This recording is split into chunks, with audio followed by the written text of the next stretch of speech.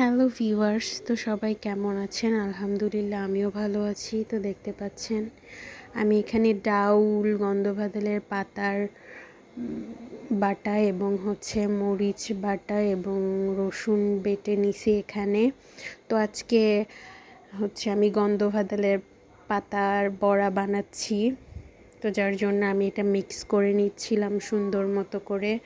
আসলে এটা সুন্দর করে মিক্স করে না নিলে সব ভালো মতো বানানো হবে না আর কি।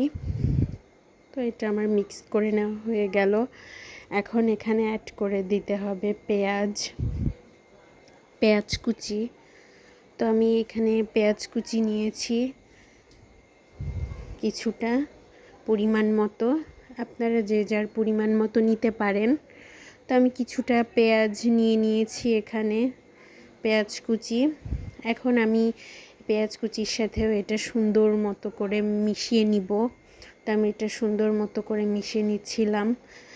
আসলে কোথাও পেঁয়াজ বেশি বা কম হয়ে যেতে পারে, যার জন্য আপনারাও সুন্দরভাবে এটাকে মিশিয়ে নেবেন এই বেটে রাখা জিনিসগুলোর সাথে। তো আমিও সুন্দর মতো করে এটাকে মিক্স করে নিচ্ছিলাম। এখন আসলে ভাজি করার পালা। তো আমি এখন এই যে চুলায় তুলে দিব।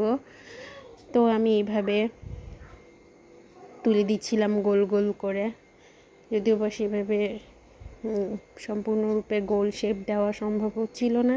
যতটুকু সম্ভব হচ্ছিল আমি দিচ্ছিলাম। এবং এটা বেশি মোটাও করা যাবে না, আবার বেশি পাতলাও করা যাবে না, একটা লিমিটের মধ্যে দিতে হবে। তো আমি এভাবেই দিচ্ছিলাম। তো দেখতে পাচ্ছেন আমার প্যানটা বেশ বড়ই ছিল, আমি বেশ 6-7টা বড়া ভাজতে পারছিলাম সেখানে। তো এই যে আমি ভেজে নিয়েছিলাম, কড়াই দিয়ে দিয়েছি। এখন এটাকে এই যে ভেজে নিলাম, এবার তুলে ফেলছিলাম একে একে বড়াগুলা।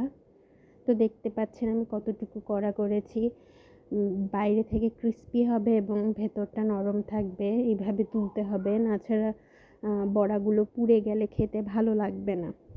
তো যাই হোক, আমার এক ব্যাচ বড়া ভাজি করা শেষ। তো আমি এখানে আরেক ব্যাচ বড়া তুলে দিব। তো আমি এখানে আরেক ব্যাচ তুলে দিচ্ছিলাম। দেখতে পাচ্ছেন কতটা এখানে বড়া বানানোর জন্য